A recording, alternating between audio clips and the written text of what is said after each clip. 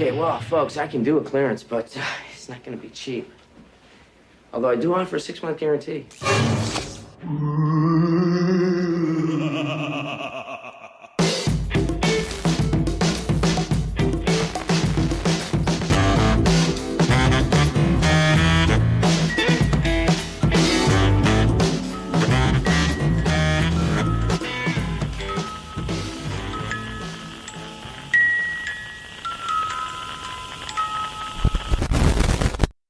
She sees dead people because she's a sick bitch. It's Katrina Porter. Hi, Anna Serene. I see you. Are you dead? Oh, no, because I'd be heartbroken. That's how I would know. I'd be such a lazy ghost. Also. You'd be like, boo. No, I'm not dead. You know that because you're not dead. Oh, yeah. Welcome to Split Happens, everyone else. Welcome, everybody. Each episode, Katrina and I discuss a movie both of us love. However, only one of us gets to say anything good about the movie. They are the pro of the episode, which means the other is the con and has got to attack it. Our one rule is the con only has to attack during the synopsis, and if they say anything at all good about the movie during that time, they incur a penalty and will have to give some nice words of praise to a movie that they hate. And the pro is going to decide which one they give that to. Mm-hmm. So this week, if I catch a rule break from Katrina, we're all going to hear this sound. I'm in a glass case of emotion! I don't think it's going to happen. You don't think so? We haven't been having a whole lot of button pushes lately. We've been... Have we not been as drunk? Are we getting immune to tequila? We sound drunk as shit. I definitely feel the hangovers. Are we missing the button pushes? No. Keeve would let us know. I don't know. Are we even here? I don't know. Are we alive? Oh, your royal shirt makes me think of Doug in Iowa. Aw. Can I tell you what I am this week? Tired? Yeah. So we didn't exactly get our episode out exactly on Thursday. None of this was Katrina's fault. This is absolutely my fault. That's not true. It is. I worked so much.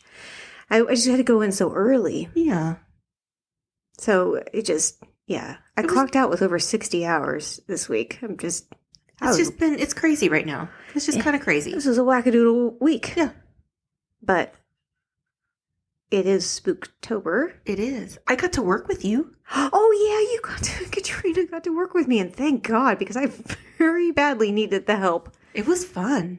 Yeah, I made you make little mini king cakes and scones.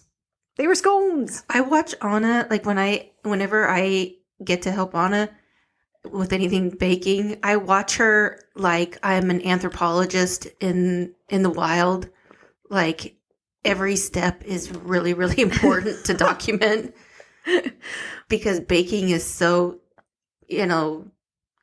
specific. Well, for most people, yeah. Anna's like, just do it. And it's just everything she makes turns out incredible. But Stop. It was kind of a crazy day, but it was a lot of fun to be able to like just hang out at your work and make stuff all day. I was glad you were there. Yeah. I was really glad you were there. Plus, the dough that I use for the king cakes is a cinnamon roll dough, and that's my favorite one to make. Oh, God. And it just smells the butter. It feels good. Brown sugar. It feels good in your fingers. It's good. Even through the gloves. It feels good. Mm-hmm. Feels good. So we're sorry we didn't get that out. But You know what? Work is crazy. Yep. Your Chiefs won. They did. That's exciting. Yeah, it was. I wasn't quite sure that was going to happen. I was nervous. Yeah, you were. You weren't feeling good about it. Well, they haven't had a game this year that's been like they've won a lot. I came in the room just for a second and sat down, and they were tied. They were tied, and you said, "I don't want to watch this game. I don't want to watch this game anymore." And then they scored, like right then, or and you just kind of settled back in the couch a little bit. Well, you're right. I'm not going to get up after they score. No, of course. I got to do my part. But I was worried that I was going to watch it and they would lose and it would put me in a shitty mood. And I knew we were going to record. So I had to think of the good of the podcast. But then they scored, so I had to think of the good of the team. So I couldn't leave the couch. Wow. You're so brave. I work so hard. You do. You really, oh my God. Yes, you do. So I think, there's a chance I could get a button push just because I haven't been sleeping. Oh.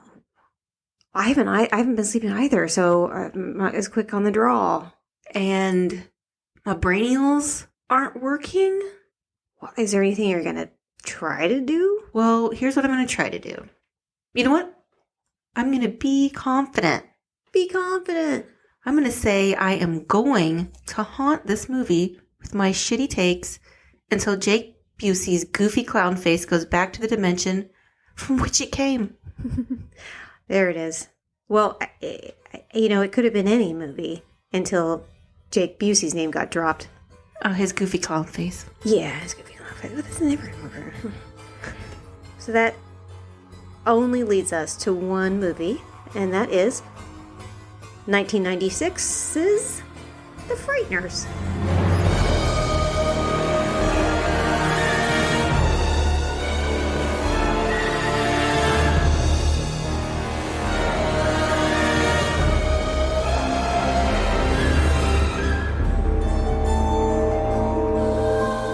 The year you graduated from high school. Nope. Nope, that's wrong. You graduated in 1997. That is correct. Okay.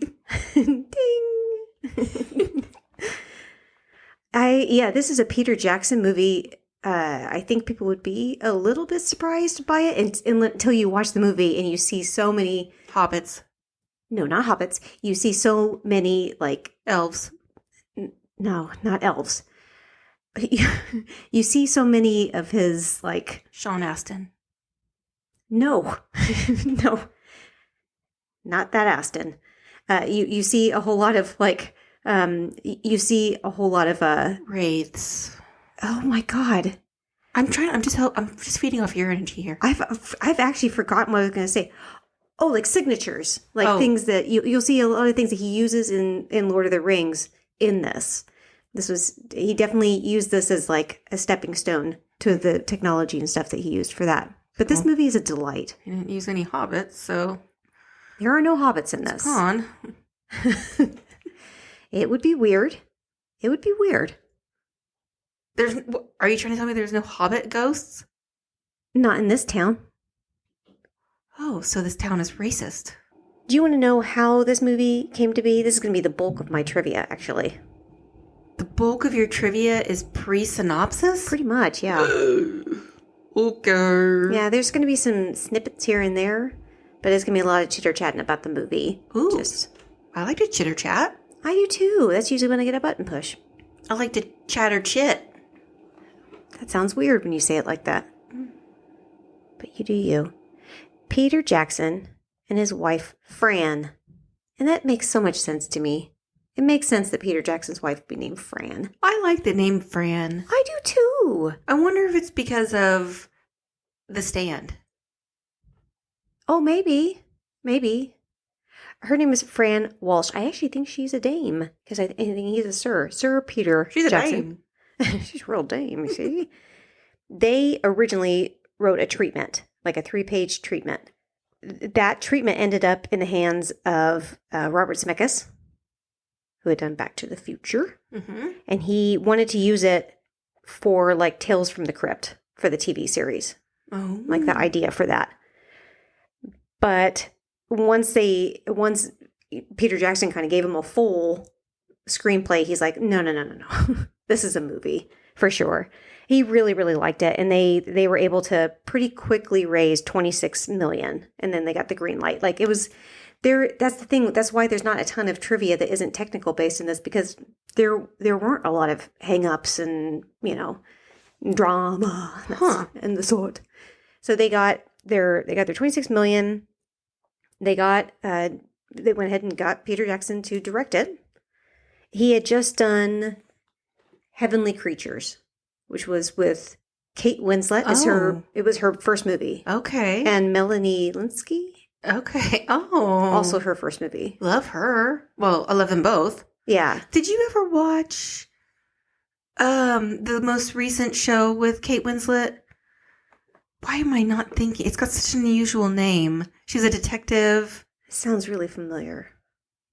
Oh, it was such a good show. I'm so pissed that I can't remember right now. You didn't watch it. I know you didn't. Probably not, but I would like it. I like her. Oh, she's great in it. I think she's a wonderful actress. This was a wonderful show. Anyway, keep going. That was all in like 1994. And then the thing is because the script was so good, they were able to get something very special in Hollywood. Like what? Like a handy from Dame Maggie Smith. Very special. Very classy. They were able to get what's known as final cut privilege. Oh. So basically they could do whatever they want. So they wouldn't have to deal with what we've seen in a lot of our other movies where the studios came in and said, no, this won't work. They had final say. So that's a really, really cool thing, especially for somebody like Peter Jackson who's like kind of getting started. Mayor of Easttown. Oh, that. Something like that. Oh, because her accent's supposed to be like spot dead on. Yeah. Yeah. You will notice the company, so the people that he had do the special effects, he could have very easily gone to ILM and, To George Lucas. Please And make my movie. Emperor George Lucas, who probably would have done something stupid with it. I'm Jar Jar. I'm gonna haunt you. Misa, racist ghost. God. He ended up doing it is with Weta, I think. Weta is Weta. Weta. I just because they're Kiwis, so I assume it's like Weta. Weta. But you can really, really tell that this company ended up working on Lord of the Rings because the ghosts in this look really similar to the ring wraiths. I do believe I said rice earlier. You did. Well, there are no wraiths in this. These are like wraiths' ancestors. Says you. Yeah, I did say it. There was a lot of like really, really amazing things that were done, groundbreaking things that they did with this. I think it still holds up. When you watch the effects, they're clearly effects. There's no getting around that. I think they're wonderful. I really, really think it's not super aged. I don't think so. I completely agree. Yeah, I mean, they did a wonderful job with it. So here's the thing. So that $26 million budget, they wanted to release it around Halloween, which would have made perfect sense, or have it like closer to the end of the year, a December, one of those releases. And they also wanted a PG-13 rating. They loved a PG rating, I'm sure, but they needed a PG-13 because that is kind of the target audience of this. Right. Younger people. And unfortunately, they got neither. Try as Peter Jackson mighted. Try as he mighted? Try as he might. Try as Peter Jackson might. Try as he might. He didn't get it. And he fought with them back and forth, but they insisted on an R rating for this. Oh, so did they add some fucks to it?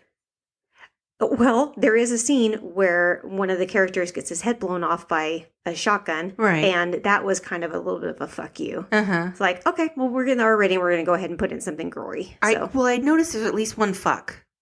Yeah. I mean, they there's no way they could get around it. So they just went for it. And the studio insisted on it being a summer release. Really? In 96? Yeah. It was not good. I mean, it was bad timing. It was really bad timing. This movie didn't stand a chance. That wasn't when Twister came out, was it? Well, 96 is summer movie was one of our other movies, Independence Day. Okay, I knew it was one that we had done. Yeah. And, Phenomenon, do. Right. I mean, there were a few. It's not like it had like a billion different ones to go up against. It was up against The Nutty Professor. Which was actually huge. It really, that did extremely well. It did do well. It's just... You're going to go up against an Eddie Murphy movie? Yeah, I mean, and that would Kingpin actually did surprisingly well, I think.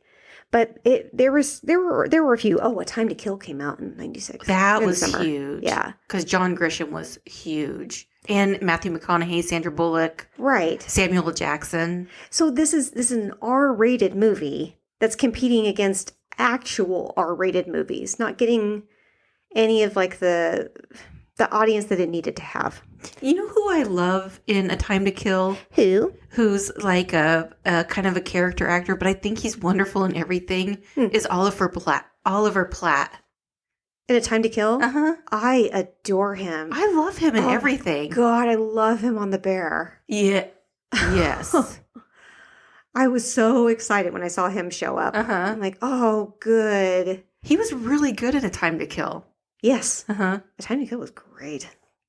That was probably one of Matthew McConaughey's better acted movies, especially for how early on that was. Yeah. He was good in it. Yeah. Not as good as Samuel L. Jackson. He was compelling, but... Unfortunately, this movie grossed 29.3. So it grossed more, but with having to like promote it and all that, it was a bomb. Yeah, that's too bad. It bombed. Yeah. Once, as usual, once it was released on home movies, it quickly gained a following because all of those kids and stuff that were able to really appreciate it, that watched, kind of sillier ghost movies. I mean, there's some deep, dark themes in this, 100%. This is not R-rated. It's not, but I also wonder if people didn't respond to Michael J. Fox doing anything but comedy. Like anytime he tried to do something that wasn't straight up comedy, it didn't do well. Yeah. I mean, and I know for sure he really struggled being away from his family for a long period of time because he had to. This is the first time he's ever had to do that, where he's like away from his family for like 6 months to film, because they filmed it, even though it looks like a quaint little Midwestern town or like a Northeastern town or whatever.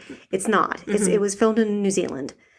And that, of course, for Peter Jackson's benefit. Mm-hmm. So they had to film for like 6 months, and he was kind of like, I'm never doing that again. Oh. And he loved the experience there, but he just couldn't handle it. And it probably wasn't. I think he did Spin City not too long after this. And then not too long after that, he was diagnosed. Yeah. With Parkinson's? Parkinson's, yeah. Parkinson's. I saw a lot of people talking about the R rating. There were quite a few people that compared, kind of you're giving this an R rating, but not an R rating to Batman Returns, which, right. It did seem a little imbalanced. All things considered, because that has, as far as like themes and gore, they're probably neck and neck. No fucks though. Well, I think they added the fucks, which I get it. If I was like given an R rating, I would have added fucks. I would have added more explosions. I would have added full frontal for sure. Probably of like the Sarge. That guy.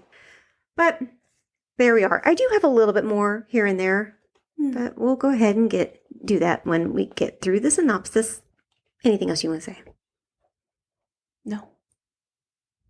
Play the fucking song. Ooh, you got it.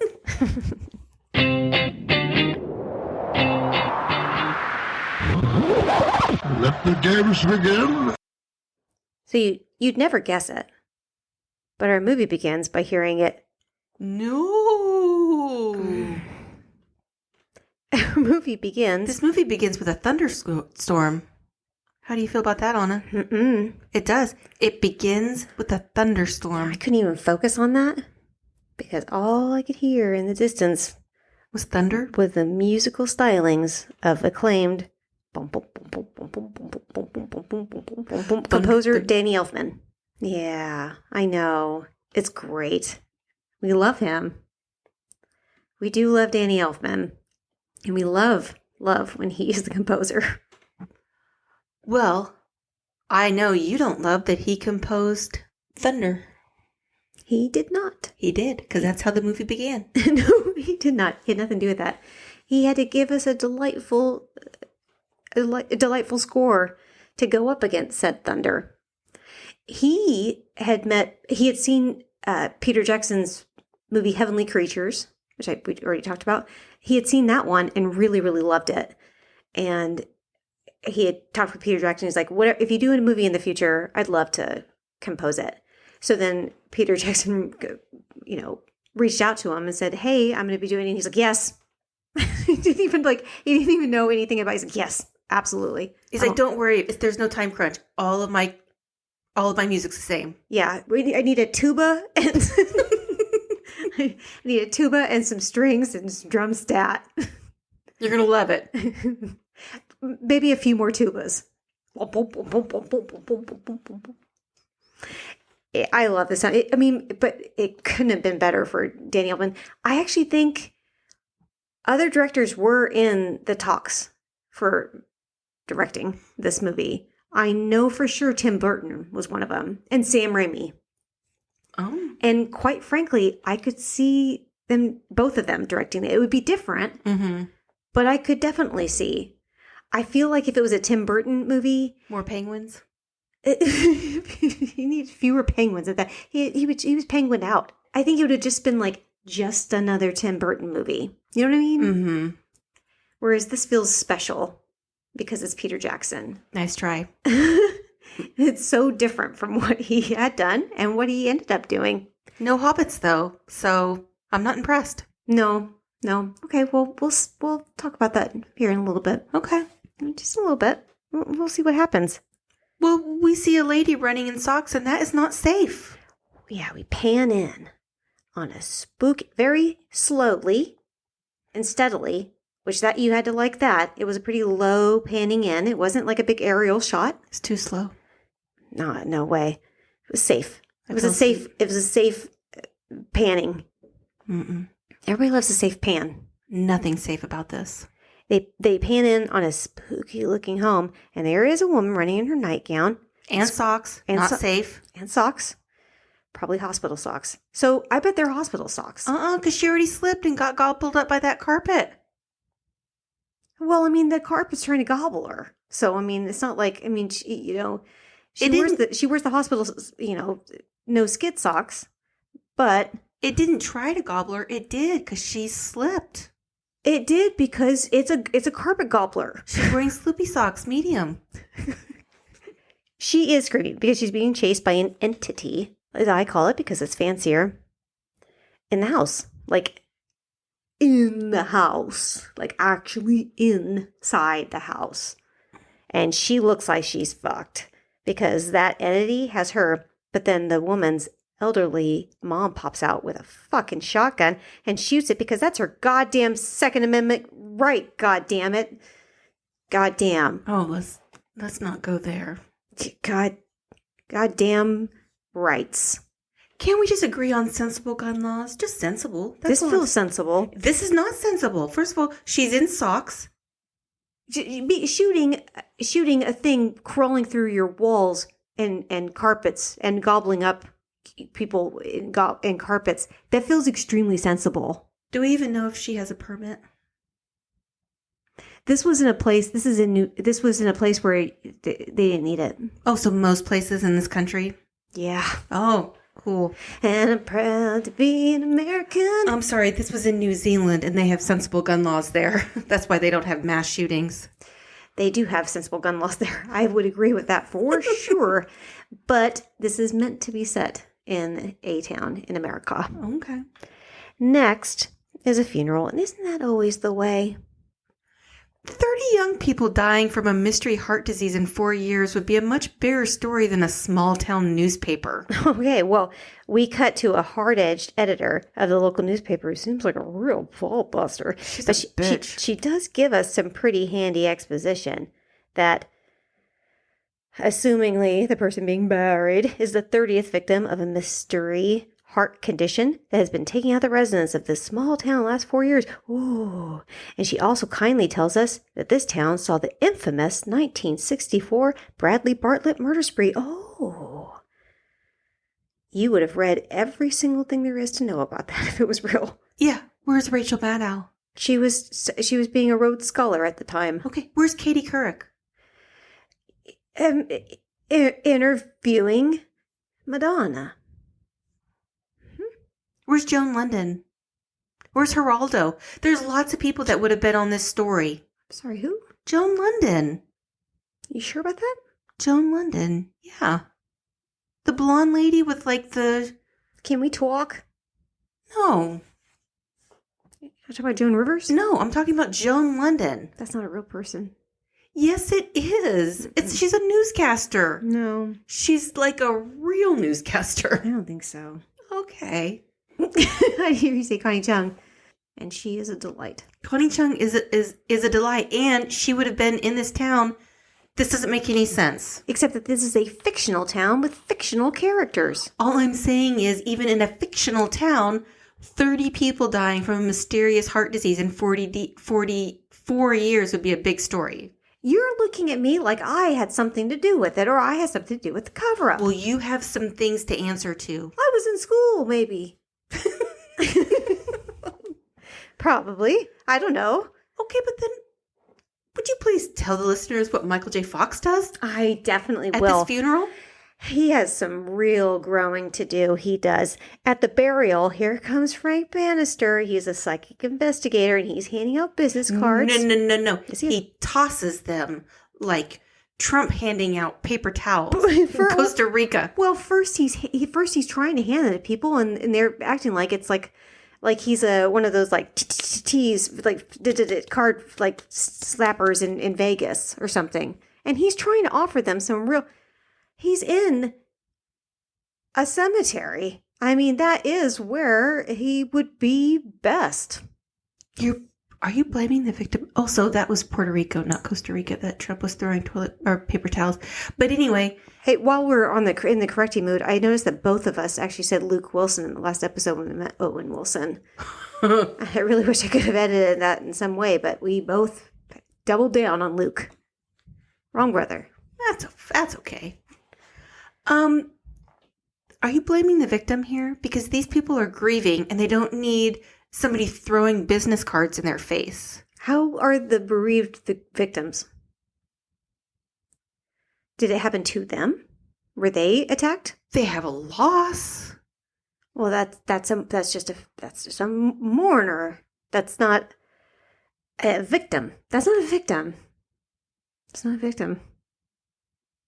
You can't put a person by proxy as the actual victim. Okay, next time you're sad about something. What's your clue book say about victim? I gotta think that there should be some classification. Don't you go bringing my clue book into this.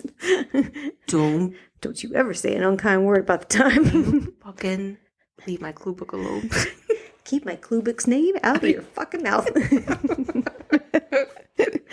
Well, Frank Bannister is our main guy. He's our protagonist. He's our main guy. Mm-hmm. He's the guy. And he is played by Michael J. Fox. Michael Johansenberg Fox. This movie made Michael J. Fox a dickhead. And that's a con. And they also made him an unsafe driver. You don't think he could be a dickhead? No. Really? I wonder if anybody has seen the show that he was on way before this called Family Ties, where his character was basically just a dickhead. He was a Republican. He wasn't just that he was a Republican. That's not the problem. He was an asshole Republican. He was a smarmy little yuppie. Just didn't fit in that family, Michael P. Keaton. With the liberals and stuff like that? Yeah. Yeah, but also the things that he was talking about were all the things that you hate. Well, seems pretty dickheadish. We're not talking about Family Ties. We're talking about this movie. Oh, thank you for proving my point. Why didn't I? I'll take that as a point in my column. It's not. My column's looking pretty good. He's not a safe driver. I'm hot. I want a drink. I want more tequila. Frank Bannister appears to be a bit of a social pariah. I love that word. I don't want to be it, but I like it. And in this quaint little town, I also like the word quaint. And he is also maybe not the safest driver ever, because he drives through a guy's white picket fence and lawn. We'll talk about that guy in a little bit. Mm. He does have a habit of driving through picket fences in movies. He did that in several of his movies. Definitely in Back to the Future. He did that in a few. That was kind of his calling card. You hire Michael J. Fox, you're going to get a fence is going to go down. That's a strange calling card. Yeah, well, we all have to stand out. We can't just have a middle initial. Be the only thing that's unique New York about us. I want to talk about the guy and the fence. Okay. Well, we're going to cut to a woman driving up to the house from the beginning. From the house is from the beginning, not the woman from the beginning. The house, with the carpet, I was a carpet muncher, the carpet cobbler. The carpet murderer. Well, I didn't see a murder. Mm. I mean, I saw some shotgun action and somebody that had trigger discipline. I saw her. Trigger discipline? She sure did. She was like, who's that little sheriff in the... Yosemite Sam? Yeah, that's what she was like. Oh, my biscuits are burning. Yeah. Pew, pew. I mean, he was unsafe, of course. That's why he always got blown up. But she's fine. Her hair said stable person. Her hair looks like we look like in the morning. Okay, well, then that's very normal. Okay, I'm so glad that they showed, thank you for showing some normalcy and not like that goofy bitch in the beginning of Commando who had the full blowout and makeup, sleeping for the last 8 hours. Do you feel stable when you wake up? I don't feel stable ever. Thank you. Thank you. You made a point. Well, that woman from, a woman is driving up to the house from the beginning, and it looks like they might be living maybe near the abandoned sanatorium or in it. I can't quite tell. But that's where that nasty little murder spree in 1964 took place. I love a flipped house, a flipped space. This house ain't been flipped. Our friend converted a church into her home. I think that's really fun. Go from drab to fab. This ain't no McMenamins. This house has ghosts. McMenamin's has ghosts. No, it doesn't. Yeah, it probably does. Okay, but it also has a movie theater and a bar. 2 bars. Okay, so it's cool. This one had a bar. No, it doesn't. It did. No bartender. I know he was shot. Okay, thank you. It's 64. So you have to self-serve. Boo! I self-served myself tonight. I know, but you served me also, so that's fine. All right. I mean, I'll concede this one. That's fine. The woman introduces herself to the shotgunning mother from earlier as Dr. Linsky from the medical center. And Mama ain't super keen on visitors, so she doesn't give her the warmest of welcomes. And Dr. Linsky is bandaging up the woman from the beginning and thinks she's being abused. And according to her mom, her name is Patricia. She's not to be trusted. She can have her locked up anytime she wants to. And Patricia is thought to be an accessory after the fact, but it was actually cold-blooded murder. Hey, wait. Also, she installs paper towels undersided. According to the mother. They never said that. You're just trying to make a point because you know how much I hate that. That's who she's trying to portray her daughter to be, a monster. Listen, I need to go back for a second because when Frank ran his car, yes, did his signature move and hit that fence, yeah, and that pissed off guy, classic. That was a crazy ass jumpsuit even for the 90s. He didn't seem like he was up to date. That was nuts. That was a character choice. It was a choice. That was a choice. That was probably his own wardrobe. And this doctor, who we have to assume is smart because she went through medical school, yeah, clearly sees some tomfuckery going on and doesn't do anything about it. She tries. What does she try to do? She eventually looks at some newspaper, one of those things where you put it with the light, where you look at old newspaper things, I think. Did she do something like that? Later on, eventually. Yeah. She contacts the doctors and stuff like that and says, what's the deal with this place? And they're like, we ain't going nowhere near that place. That doesn't happen. And we've already had Doogie Howser at this point. So I know doctors are more thorough than this. they get way more involved and intrusive in people's lives. But the mama is like, get the fuck out. Get the fuck out. I mean, I thank you for bandaging up my daughter, but you're asking too many questions. And right now, you need to get the fuck out. And unless you have a warrant. That's how, look, I actually know how the law and the medical field works. Okay?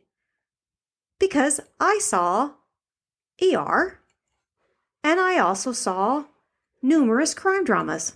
Okay. So, would you like to tell myself and the listeners about mandated reporting then? Yeah. Okay, go ahead. Yeah, you see some shit. And you've got like if you're a sneetch with a star, you're gonna have to call and you're gonna have to get the phone tree going and get authorities in and stuff like that.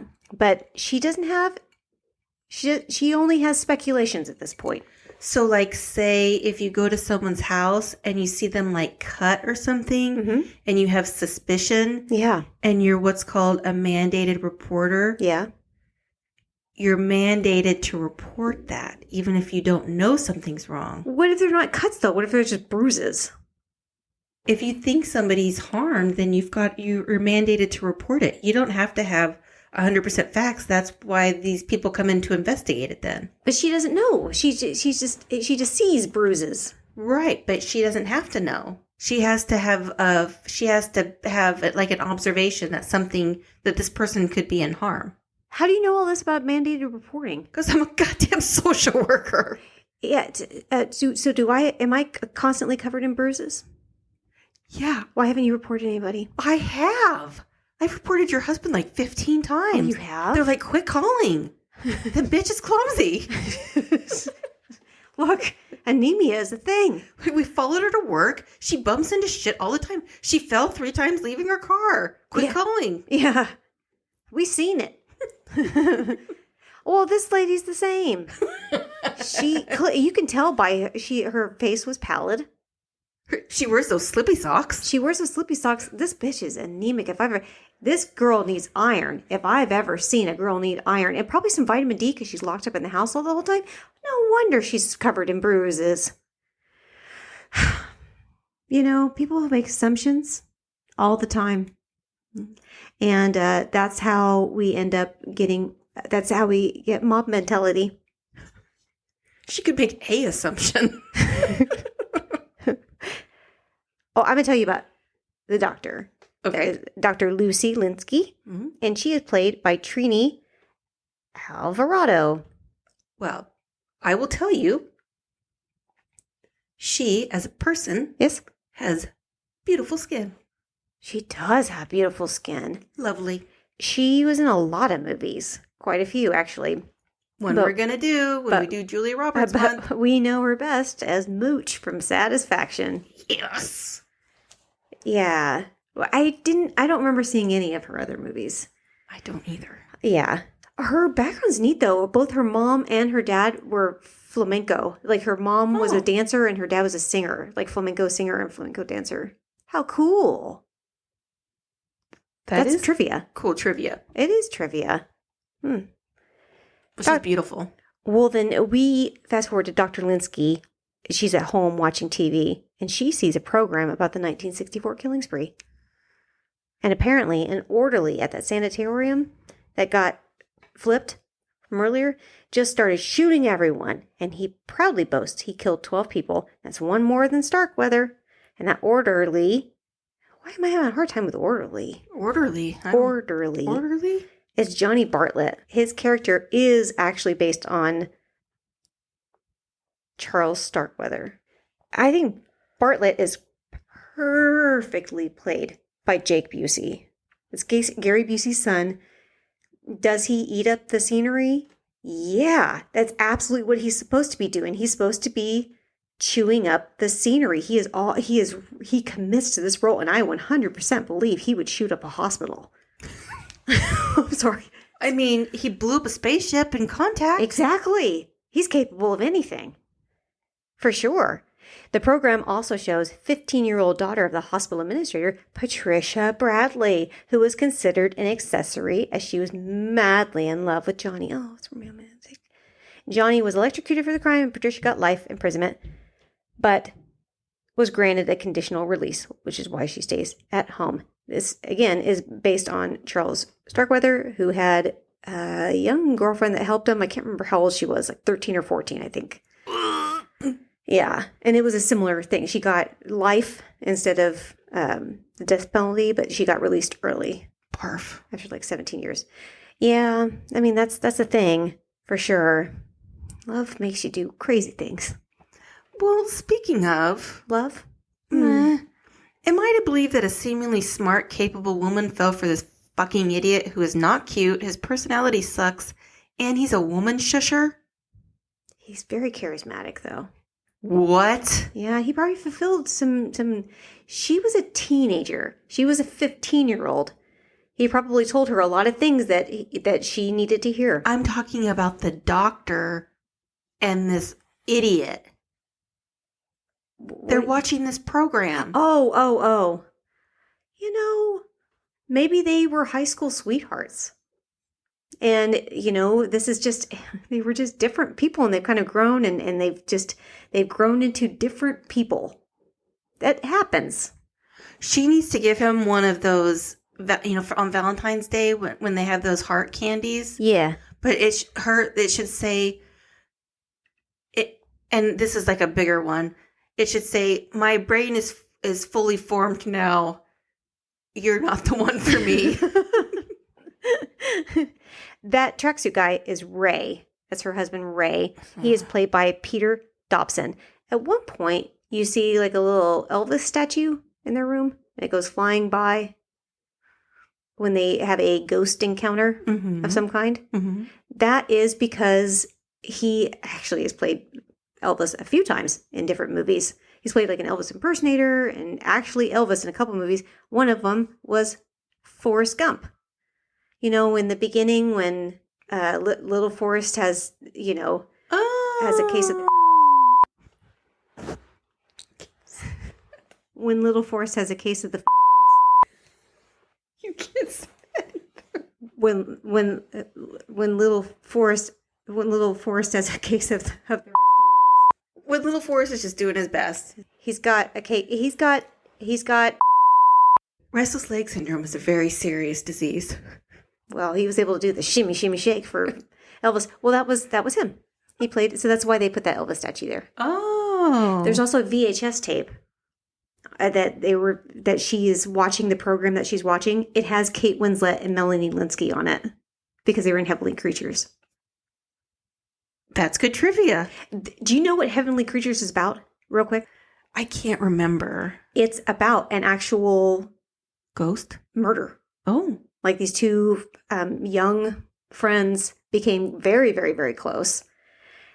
And very close. Very close. These two young girls. Yeah. Oh, okay. And it wasn't well received. Oh. And they were going to be, one of them was going to be shipped off to South Africa because their parents were divorcing. And so they ended up killing one of the mothers. Oh, my. And this movie was about that. About that actual case. So, yeah. Lots of murders going on. But that's, yeah, so there you go. All of a sudden, their house goes all wonky with what appears to be a poltergeist attack. We can tell. We've seen poltergeists attack. We saw poltergeist. And so Lucy calls Frank. And Ray isn't happy about it because he thinks Frank is a con man, which he is. How does he have a driver's license? It's a small town.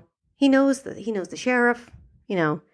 Frank has some ghost buddies who pretend to haunt houses so Frank can come in and pretend to exorcise them for a fee. He's a dick to them.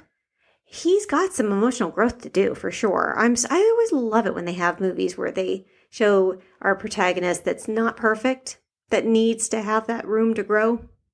I like it. Well, he sucks. You suck. Okay. Well, Frank scams Lucy and Ray. And as Frank is about to leave, he actually sees a glowing number on Ray's forehead. And no one else can see, and it rocks him a bit, but he leaves and drives home to a partially unfinished home. And yay, it's time to meet his ghost partners. Stuart, a nerdy guy, is played by character actor Jim Fife. I can go into his movies, but he's a character actor. He's been in a bunch. Cyrus is a guy from the 70s. He is played brilliantly by Chi McBride, who I and Katrina, I can tell by her face, loves. What's your favorite thing that Chi McBride was in? No comment. I can tell you mine. Pushing Daisies. Oh, I loved it so much. And he is hysterical in this. This movie reminds me that Pushing Daisies was canceled, and that's a con. That is a con. But you know why it was canceled? The writer's strike. The writer's strike. Because they weren't getting paid enough. That's a con. I agree. That's a con against Hollywood. And this movie's reminded us of that. You sure? I need a writer right now. Did you know who the judge is? The decaying gunslinger? I could tell that I knew him, but I didn't want to look it up. I'm so glad you didn't. Okay. He is Gomez Adams himself, John Astin. Father of Hobbit, Sean Astin. Not the same. Not a hobbit. It's still not I'm a just saying hobbit. there's a connection. In fact, it's because of this movie, most likely that Sean Astin ended up being Samwise. Most Gamgee. likely. I'd like to see the receipts for that. John told him to go into this movie to trust Peter Jackson because Peter Jackson was still kind of unknown. And, books to movies aren't always done well. I think we can agree on that. We can definitely agree on Listen, I love Sean Astin. Mhm. I love him. that. Mm-hmm. I'm also going to suggest, in the kindest way possible, he wasn't busy at the time. He did things. He did things. At that, when they were making Lord of the Rings. Yeah, he was. He was trepidatious, which I get, and he is dead. John Astin trusted Peter Jackson, which was a good idea, and they made that. Well, I'm together. glad they did because Sean Astin was fucking great Oh, it's in so Lord of the good. Rings. I love John Astin too. I really, really do. I do love John Astin in general. R.I.P. R.I.P. He's not dead. Damn it! I killed another person. Yeah, he's like 90. He's in his 90s. I had to look it up just to make sure. We have killed so many people on this What podcast. is we shit? Oh yeah, it is we. Okay. yeah. I've done that a lot. Well, I'm just gonna go ahead and tell you. As far as I can remember, there's only one dead actor in this. We'll be getting to him in a little bit in the cemetery. It's just because we're getting ready to be sad that they're gone. So we just assume. We're getting our hearts ready. That's all it is. Well, speaking of sad, Frank isn't super nice to his ghost partners. No. It's just more showing about how much he needs to grow. He's going to have to go through some things, some trials. Speaking of dicks, are we at that mom's house yet? Oh, with a haunting scene of babies? Yeah. That was fun. Oh, I like when Peter is coming, or when Frank is coming out of the shop and he runs into the biker guy. That's Peter Jackson. Okay, but That was cool. I have nothing to say. So the scene at the house where they're like haunting that mom with the babies flying around. Yeah. And then Frank shows up. Yeah. And she's like, I saw an article about you in the paper. Yeah. She saw her fucking babies flying around the house. But because she read an article in a 2-bit newspaper, Mhm. she's like, see you later. 2-bit newspaper. That is the paper of the town. Do you think that lady's a bitch? Which, you're going to be more specific. The newspaper lady and this mom. Oh, yes. Okay, she's an irresponsible mother. She did not take her children flying around the house seriously. Probably not. I mean, they were left alone, so. They were with a nanny. Well. They weren't left alone. Yeah, but that nanny passed out real fast. She was standing right there. And she said, Mrs. Blah. So she wasn't doing anything to actually help the babies. She was playing with them and they started flying. So then, what? This seems like a nanny problem. I started watching The Nanny Killer, that docuseries. Oh, really? It's good. Is it? Uh-huh. What is it on? Discovery Plus. Oh, good. Thank God it's not Netflix and Prime. I mean, They're testing my heart. No, Discovery Plus. This mom's a bad mother. Okay, well, we're going to go ahead and cue on over to Ray, the guy you don't love so much, who was Elvis and things, and he's dead because he had that weird heart thing. And at the cemetery for Ray's funeral is Hiles, and he is a ghost played by R. Lee Ermey, R.I.P. Where'd he get all those guns? He was buried with them. Mm-mm. You know how he got the role on... Yeah. Right. Do you know that happened to him in 3 different movies? Well... He's a technical advisor, and he ended up getting the role in 3 different movies. Full Metal Jacket. Mm-hmm. 7? No. Because by 7 he was acting. Yeah, he was acting during this, actually. I mean, he was when he was doing the technical advising, he was already like getting like small time getting into acting. But he was Apocalypse Now, I know, is one of them. Huh.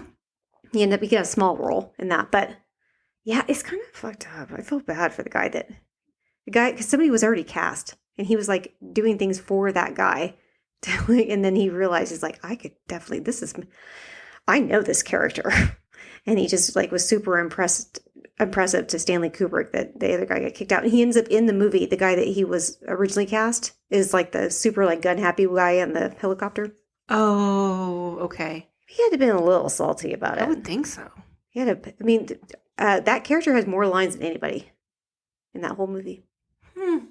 Anyway, about this movie, the script actually called for an R. Lee Ermey type, and they did audition quite a few people, but nobody really got it. So they just contacted him and said, "Hey, you want to do this?" And he's like, "Yes." He loves it. He loved it. Well, this guy speaking at Ray's funeral is like, I'm sure someone is sad about Ray, and I'm sure someone misses him somewhere. Anyway, hope someone comes along and throws some cards in our face to liven things up. Well, maybe that guy's tired. I mean, there's been how many dead people? Well, now 31 in 4 years. Yeah, he's exhausted. That's just the heart thing.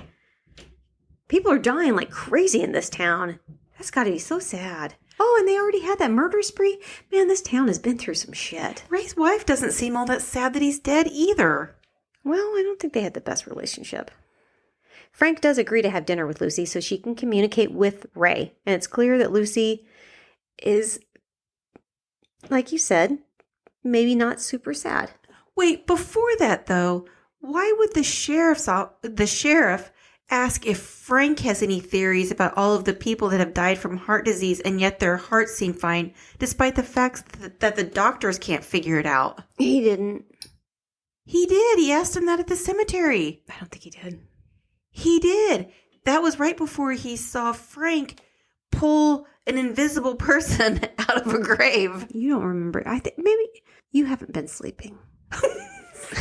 So I just don't think you remember this movie clearly.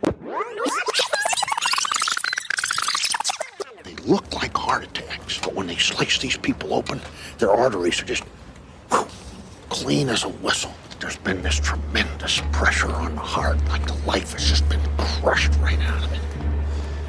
You got any theories, Frank? Frank goes to the bathroom at the place where he's having dinner with Lucy, and he sees a guy with a number on his forehead. And this time, he actually sees that entity. Can I just call him Carpet Gobbler? I like that better than entity. Is that what we're calling Jake Busey's ghost? Well, I haven't said that he's Jake Busey yet. Spoiler. I guess skip to the end, people. Skip to the end. Okay, just go back and call him Carpet Gobbler. I feel like that's giving him a huge compliment, though. Gobbler. For a ghost. For a mean ghost. He is a mean ghost. Yes, I mean, we think he is. So I don't think we should assign a compliment to him. What do you want to call him? Foot Gobbler. Foot Gobbler? Some people are real into that shit.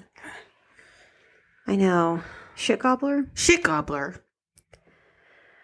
Okay, well, old Shit Gobbler, that's who Frank sees, and he's kind of like a Grim Reaper type, you know, that kind. And Frank gets a view of exactly what's going on, and that the Shit Gobbler... Should we call him a Soul Gobbler? Soul Gobbler. That's really what he is. Soul Gobbler. Pulse Gobbler. A what? Pulse. You're making this harder. Heartbeat. Heartbeat. Looking for a heartbeat. Okay, that's a compliment. I don't want to call him a heartbeat gobbler because that makes me think of that song. That song is not a compliment. I mean, but it's fun. It's not the best of like actors doing songs during that time. No. That goes to all I need is just a little more time to what I feel isn't just in my mind. And also, rock on. Oh yeah. Hey, kids, rock and roll. So, Gobbler. May I just say, Ray is the most annoying fucking ghost. But Frank is poaching his widow. I do like it when she asks about where the money is. And he's like, ooh, he's basically, you know what he is? You know what he is in today's day? What the kids would understand, you know, all the kids that listen to this podcast? He's a crypto boy. He is. He invested all of their money in crypto. Yeah. Yeah. But I can't remember what he says. He invested all the money. He's like, don't tell her that. And he's like, it's gone. It's gone. Poof. All gone. And that she wasn't happy. And she's like, of course. Of course. And then at the police station, they have Lucy because she is a material witness. And they think Frank might have something to do with the deaths, of course. Oh, yeah, Frank took off after the ghost. Yeah, he's chasing after a ghost in his car, which he can barely make it down a quiet street, let alone go on a high-speed chase with a corporal spirit. You seem more offended that a corporal spirit was involved. And he's being unsafe. Well, of course. Like, somehow you have to be more careful with corporal spirits. There are no rules with that person. How do you get to be a corporal spirit? Like, with training? Yeah. Like, is there a rank system? There's an academy. There's a rank system with corporal spirit. Yes. First, you're a sergeant. Oh, no. I can't do military rankings. I'm going to make an embarrassment of myself and you and everybody else. I mean, all I'm saying is... Yes. If I've thought about, is there an afterlife? I've thought, is there a hierarchy? I might be into this. I've thought, is there a McDonald's? Well, there's got to be. If there's going to be an afterlife, there has to be McDonald's French fries. What's the point? You're dead. I know, but then here's your fries. I like how they did it in Soul? No. Yeah. In Defending Your Life. Where, you know, it's like remember with Meryl Streep? Mm-hmm. And they go to the restaurants and it's the best food you've ever eaten. It's immediate and you never get full. Oh, it's the best. I love that one. Okay, so getting back to this. Yeah, I definitely want to get back to this because I've got some fucking comments. I'm so glad because one of my favorite characters is about to come in. Also at the police station is FBI Special Agent Milton Dammers, and he's a little odd. Yeah, yes. I know it's coming. I'm not even going to do my voice. What? I'm not even going to give this person my voice because there is no way this guy would make it in the FBI. Everybody knows. Yay! She did the voice. The only thing I would believe Special Agent Dammers has over 20 years experience in is missing his psychiatric medication. He Would was make cocaine anxious. He was an undercover agent with cultists. So maybe he had like specialized in cults. So then he was able to get in. Maybe he was like a real go-getter in the FBI. And then he got into some sick reading, you know, like you. And then, but he went to a dark path. He went, when it forked, he didn't go to the light side. He went to the dark side.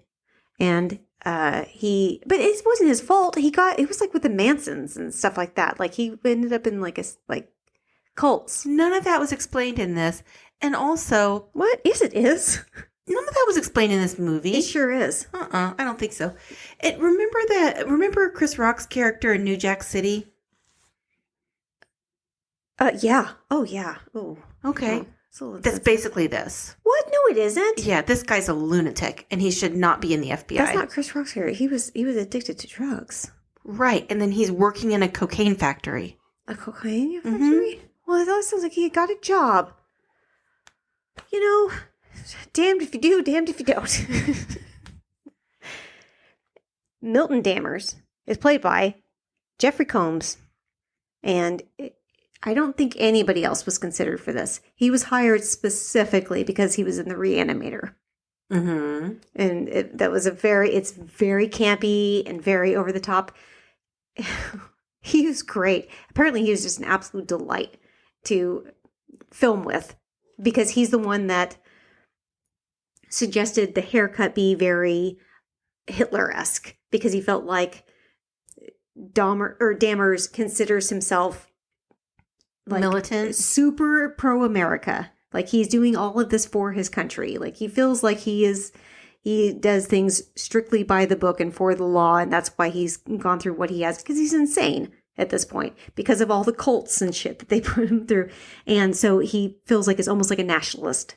So when he thinks nationalist, he thought, and then like a lot of the scars and tattoos and stuff like that, he came up with that. He had his ears like pushed forward. A lot of it was his bringing it to the character, which was really, really neat.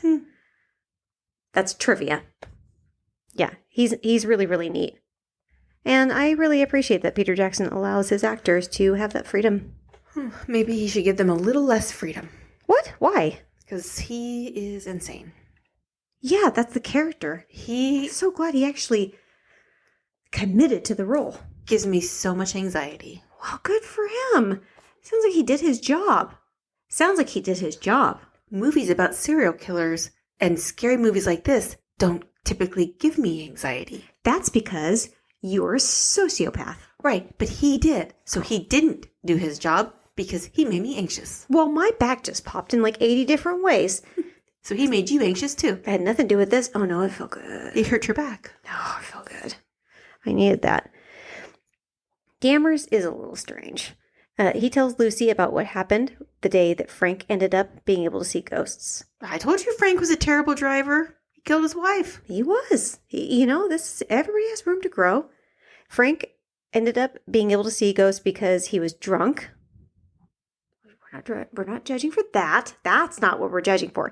He was arguing with his spouse. Also, people get into arguments. But then he got in the car and then he drove them and he crashed his car and his wife died. And his wife had the number 13 carved into her fucking forehead. Oh my God. How traumatic for him that he's able to even like function, seeing all the numbers and stuff carved into. If your spouse died, especially if you were the cause of it, and they had a number carved into their forehead that you don't remember happening at all, and all of a sudden a bunch of other people are having that same number carved in, you would be freaked the fuck out. You'd be chasing down corporal spirits as well. In your bug. Uh-huh. Yeah. No, I would have gone to therapy. Yeah? And I wouldn't have become a dickhead. You're not predisposed to be a dickhead. Oh, I've got some tendencies. And if being drunk lets you see ghosts, we would have seen them a long fucking time ago. Do you think there's ghosts in the room with us right now? I don't know, but that dog's been staring at me for a long fucking time. Finn put it in here because he knows I'm having a hard time right now to give me comfort, and it just stares at me with that creepy look on his face. What's the story with that dog? Oh, well, that's the dog that saved from the fire, from the flood. Well, fuck him. Okay, Frank sees the going to heaven light at a museum. So he pops over, and it's a whole lot of everything going on. The gobbler is there. You know what the gobbler sounds like? A McDonald's character. It does. Or a Pac-Man character. The gobbler is like the fry gobbler. Uh-huh. She's going to gobble up the fries. Gobble, gobble. Soul gobbler. Pulse gobbler. He's the gobbler. Look, Okay. We've had multiple shots of tequila at this point, and our margaritas. What are you talking about? Very little food. I don't think I did. Oh, that's because you've had many shots of tequila. You don't remember. Is that religion? Is that how do you eat tequila? It's so good. It is amazing. Oh, it doesn't even burn. It gives you a hug in your tummy. Well, I've got something to say about this scene. Okay, well, the gobbler's there, and even though the judge does his best to take him out. That's who I'd like to talk about. What? John Astin? Everybody's favorite father? What does he say when he gets into the mummy coffin and has relations with that mummy, not with her consent? I'm so glad you consented to this earlier in No. the scene that wasn't filmed. I put it in quotes. I like it when they lie still like that. I like it when they lie still like that.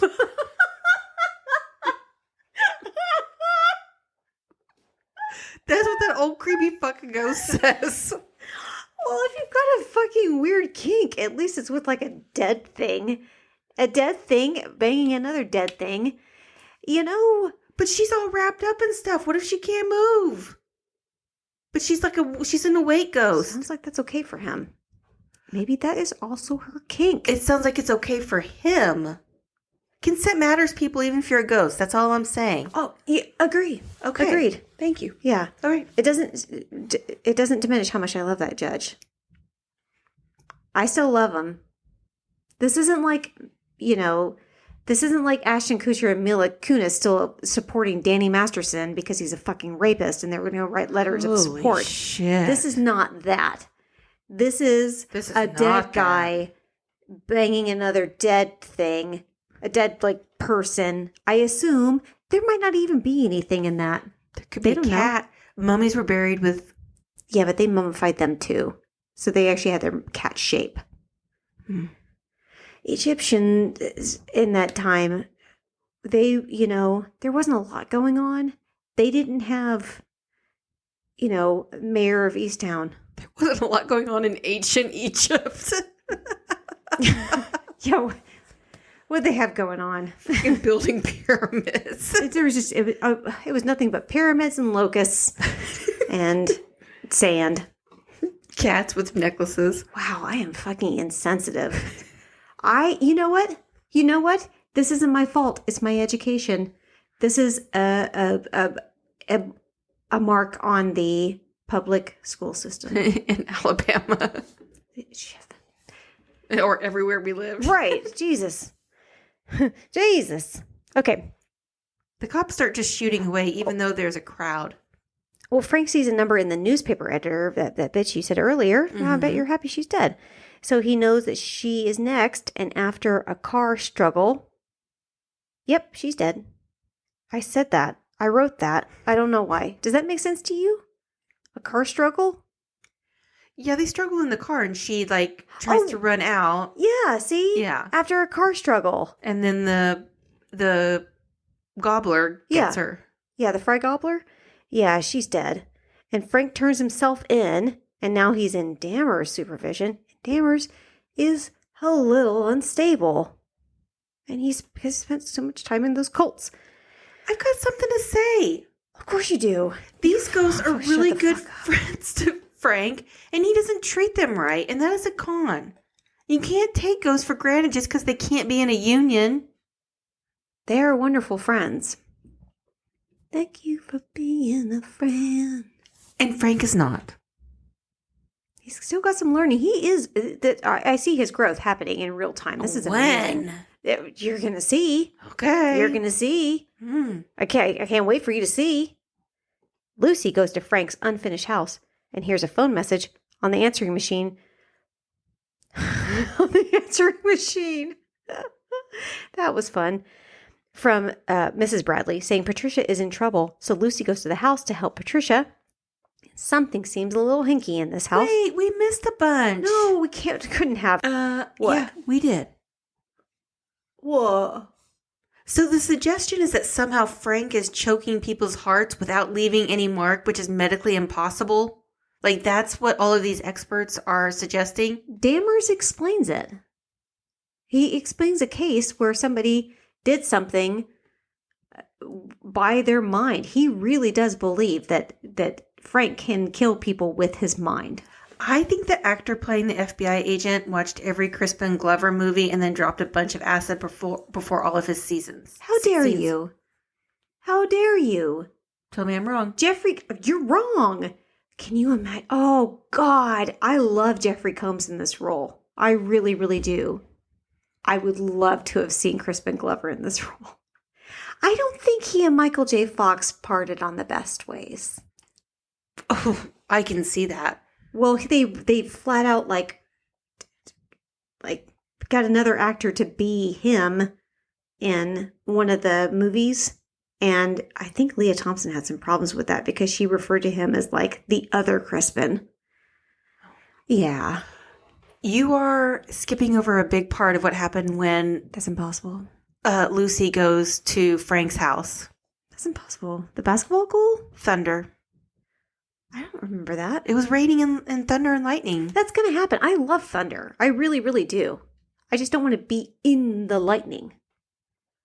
I'm not scared by the sound of thunderstorms. I think it's delightful, and I fall asleep to it almost nightly.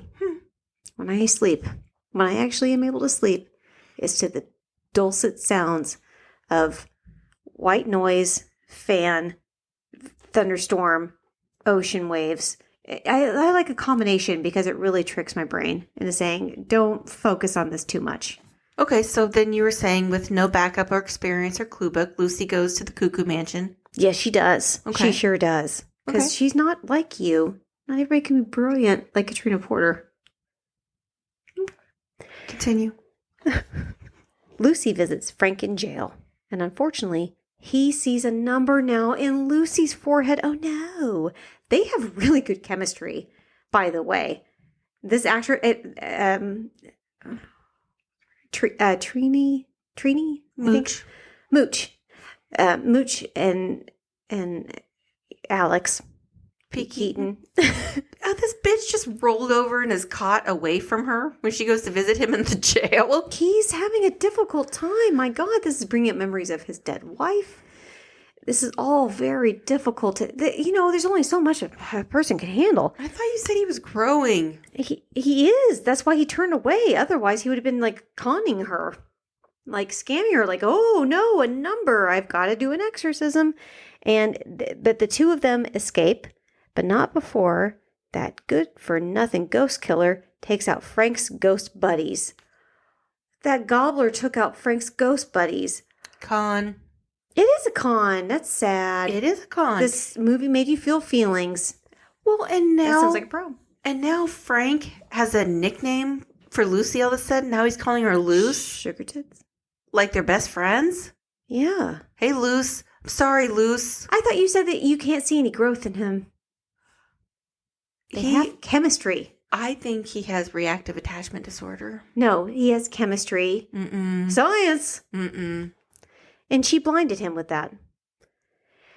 Frank realizes the only way to fight this gobbler fella is to die. So Lucy helps him safely die so that his ghost can go after that baddie. And Lucy basically freezes Frank with the intention of reviving him after 20 minutes. Wouldn't you know it? That stinker Dammer shows up and he just can't help but fuck things up. He has an Uzi, and I can tell you that is not standard issue weaponry. I don't think he's a standard issue guy.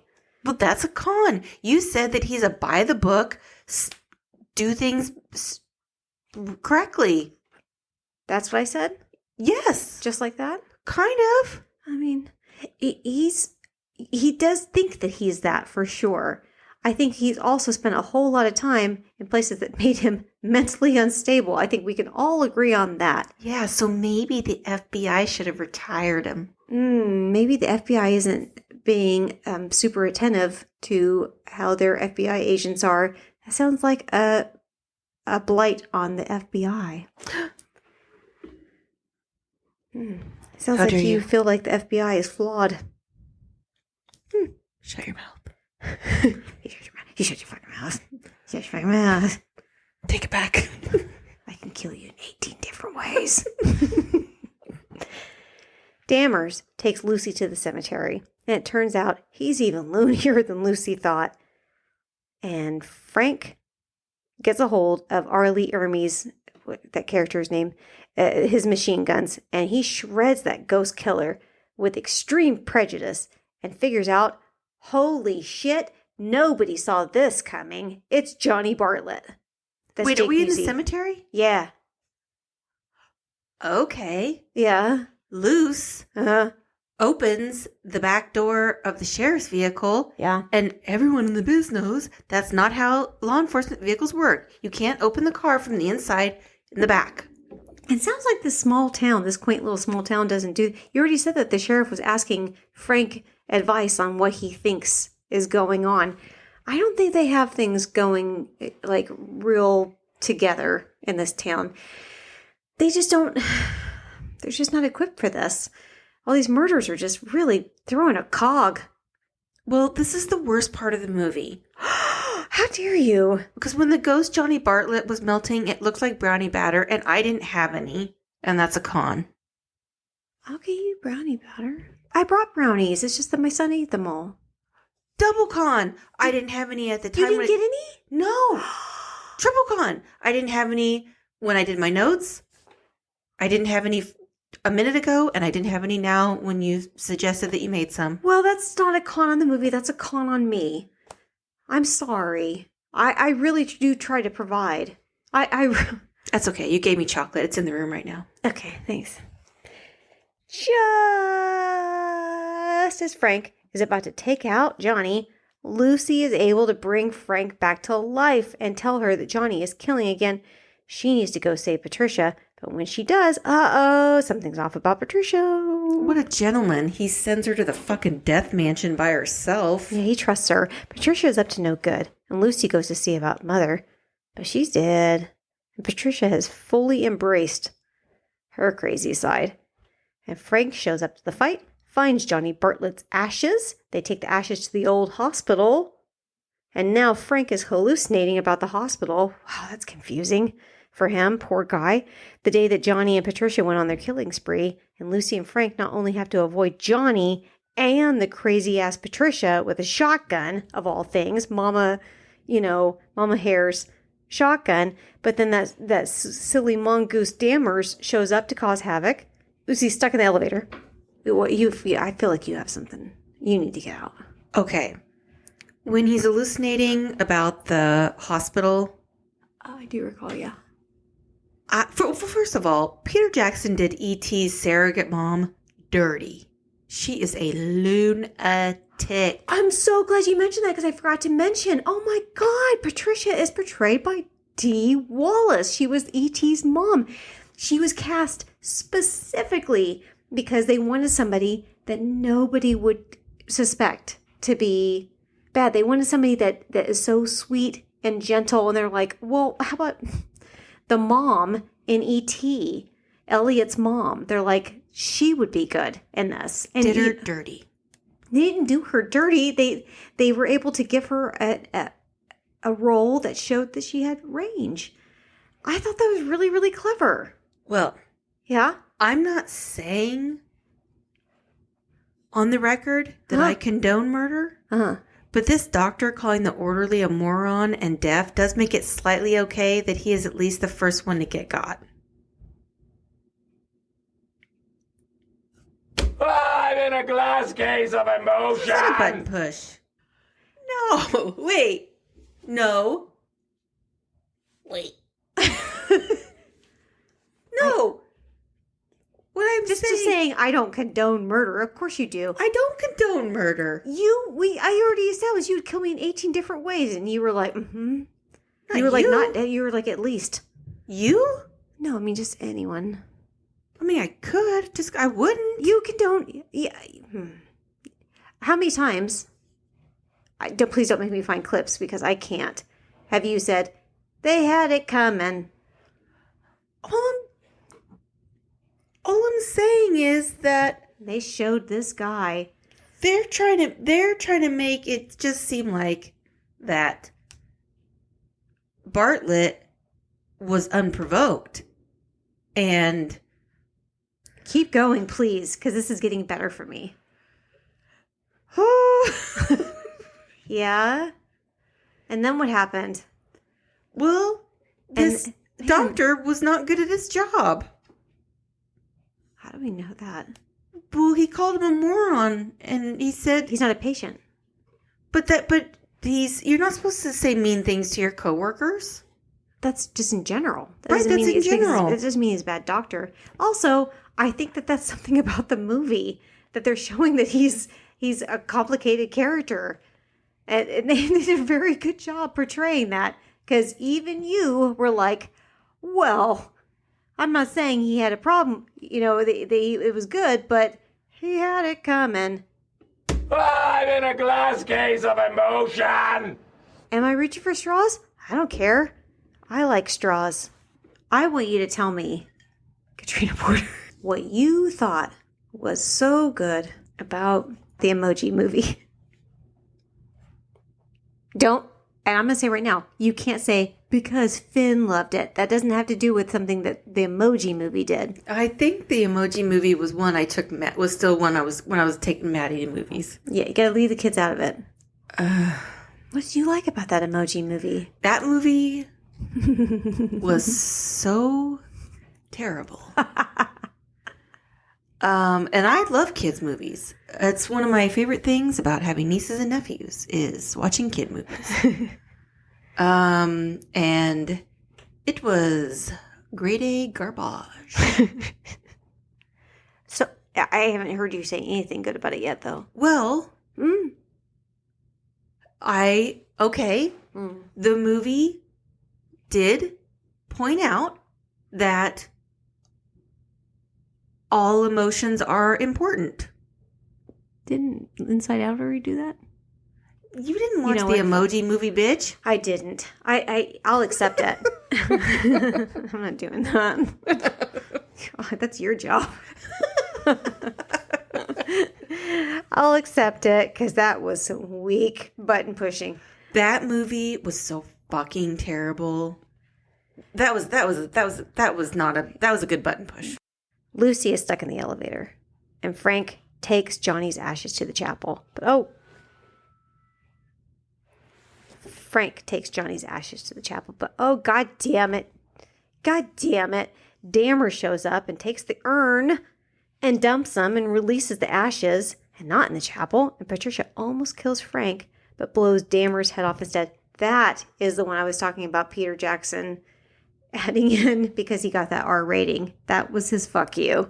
This FBI guy is an embarrassment to the biz. Well, he's dead. So. Well, and an Uzi would have done more damage to Frank's arm than that. Maybe. I don't know. I've never shot an Uzi.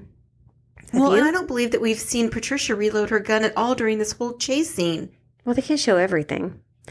Just as Patricia kills Frank and is about to kill Lucy, Frank grabs Patricia's spirit right out of her body and starts to take Patricia up that beam of light, and Johnny snatches her up, and they get dragged to hell. I don't remember reading about a big-ass dune worm taking people to hell. Well, we don't know everything. It's the unknown. There's so much we don't know. Those big titty ladies from South Park, the movie, were more believable than this heaven scene.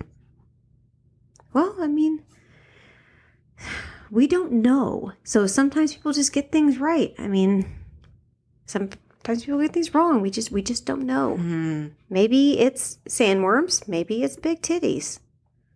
I don't know. Frank Up in needs heaven. to get that old gunshot wound treated, right? Do what? Frank needs to get that old gunshot wound treated. Well, first he's got to go up to heaven and see his wife. And his dead wife does like a super male fantasy, I think, probably is like, no, you need to go back and get a BJ from that gal down there. I'm okay with it. I'm dead. I'm good with it. Yeah. Well, and his two ghost friends, too, are like, you're not ready to be in heaven. So he gets chucked back to earth. After all this, Frank and Lucy are together, and they're demolishing his house together. And the sheriff shows up, and he wants to chit-chat about Patricia, but Frank jokes that he should talk to his guardian angel, which is apparently Dammers. And whoa, what is this? Lucy can see him now, too. Whoa. That's the end of the movie. Would we say that Luce went through a near-death experience to the point she should be seeing dead people? It's traumatic. This is all pretty traumatic. But not a near-death experience. She was near death, for sure. She was near death.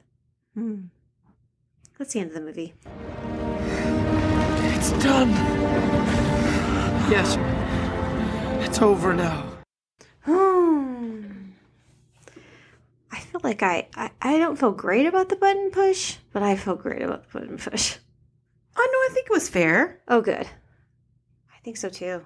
Yeah, I mean, I had it in my notes, and I didn't even realize that it was a compliment to the movie. But now that I read it, I think that was fair. I think you would have snagged me on that one. Maybe. Yeah. TL helps. Yeah. You know what? Okay. This movie absolutely does hold up. I think the only reason why it wasn't successful was because of the R rating and because of its release time. Mm-hmm. I think it would have done really, really well in a different I agree. spot. Or it would have done significantly better. Yeah, I agree. It didn't obviously hurt Peter Jackson's career, but I mean, I don't know. At one point, Michael J. Fox hurt his ankle. Like, he did his own stunts and almost quite a bit of it. And then, but I think that was kind of a funny thing. Like, he did all of his own stunts, but then he like tripped over something small, and it was like me, and he like sprained his ankle or something. And so he had like a week of downtime, and ended up being really, really good because Peter Jackson used that time to like get the script how he wanted it to be. Huh. Okay. So I think it's just a really, really delightful. It is. It's one of my favorite ghost movies. Yeah. Dammers is a whack job. He is. And it's to everything I've read, that actor is pretty delightful. I think Crispin Glover actually would have been really good in that role. Yeah, that's who he kept reminding me of. He might have tried to steal. He might have been going over, and we already have like somebody like Jake Busey like really gobbling up the scenery. So maybe that would have been a detriment, but I don't know. I think it was wonderful. Mm-hmm. I want to hear about your happy ending. Okay, well, my happy ending is River Phoenix. And what prompted me to pick him does actually tie into this movie, because I chose him related to a story in the documentary. It's on Apple about Michael J. Fox. When Michael J. Fox was filming Doc Hollywood in a small Florida town, he felt pretty isolated. He was away from his family, as you mentioned.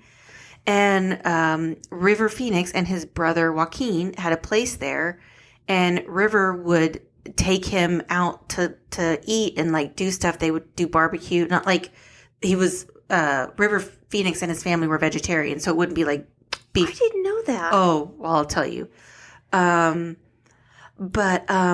part of that was because, or Michael J. Fox thinks that was related to early on. River Phoenix did a guest appearance on Family Ties, and he was kind of in his head a lot about it, and he was like, I feel like I'm coming across as like he kept saying, I feel like I'm being a dick, or like, and Michael J. Fox was like, I'm the only dickhead in this. No, and he's like, you're great, just get out of your head, and he ended up being like, Michael J. Fox said he ended up being like really brilliant in it, so he kind of felt like River Phoenix returned that favor. But kind of another tie-in to the movie, when River Phoenix was really young, his family was in a cult called the Children of God cult. They were in that? Yes. No fucking way. Is a crazy fucking cult. I know about it. Okay. Well, they did crazy shit. So they eventually got out. But when they got out, they had no money. They had nothing. They snuck out. Yeah. So that's kind of how River Phoenix and his siblings got into performing, was they were performing for money to try to help their family out. And eventually River Phoenix got into commercials. And then eventually he got his first movie, which was Explorers. That was his first feature film. That was his first movie? Yeah. Oh, God, what a great movie. But then, of course, his breakout movie was Stand By Me. he was a staunch supporter of animal rights. He was a big vegetarian. Like, he wouldn't wear leather. Like, he was, like, even on movie sets, that was one of his things. Like, Is he vegan? yeah. I mean, he was Okay. like, and so is Joaquin now. Oh, he's vegan? Yeah. Okay. He even bought acres of a rainforest in Costa Rica to help preserve the ecosystem there. He was just, in his short freaking life, a really good human who really tried to take care of his family and do good. So he's my happy ending. Wow. Talk about somebody that really made the most out of the time that they had. Yeah. I love that. Seriously, that happy ending reminds me of the tequila that we drink. That it's very sweet and kind of like a hug. Yeah. It just feels good. And it's kind of like it's sort of like when you put good out, you get good back. I mean, that's sort of like what Michael J. Fox was saying. First of all, if you haven't seen the documentary on Apple about Michael J. Fox, it is wonderful. But that's what he was saying, is like, he didn't have to extend this kindness to a young River Phoenix, but he saw him struggling. And then later on, he was sad and lonely, and River Phoenix didn't have to extend a courtesy to him, and he just took him in. I love that. Yeah. I really do. I can't tell you how much I love doing the happy endings. Yeah. I love the name of it, of course, because I think it's funny. But we talk about a lot of garbage people, but they're just, I mean, we read about different people all the time. And it's just so disappointing finding out people that you respect and love their work and think that you never know people that are like celebrities or whatever. Yeah. But it feels like you do. Mm-hmm. I mean, so that we were able to find people that Yeah. that are real and kind of end our episode that way feels very perfect for us. Yeah, it's fun. I like doing it. Yeah. Mm-hmm. Do you want to talk about our next movie? Yeah, because I'm the pro on our last 2 October movies. And there's fun trivia for the next one. Do you want to say what both of them are, or just Let's just do the next one. please tell it, because I can't wait. If you haven't seen this movie, I really want you to see it before we release the episode, because it is fun.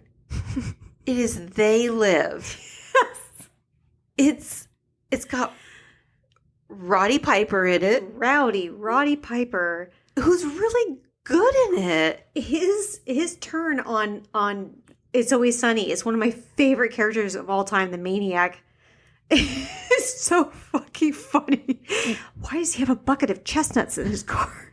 There's a fight scene in this movie that goes on so long. It is so nuts. And then redone on South Park, and that is hysterical. But it's a fun kind of, we'll say, alien movie. I think Alien. we're trying to cover like a few of the monsters, I guess. Yeah. So first we did werewolves, Uh-huh. and now we just did, what did we do? Oh, ghosts. Ghosts. We just did ghosts, and then we're tackling aliens, and then we're not going to say what the last one is. Nope. But it's going to be great. Yep. Oh, I am so excited. I'm going to get my sunglasses on, Yeah. and I'm going to go, well, not sober up, Oh. but just, drink lots of water so I don't have a hangover tomorrow at work. Smart. Until next time, bye, Katrina Porter. Bye, Mama Stream. Bye, everyone. Bye-bye.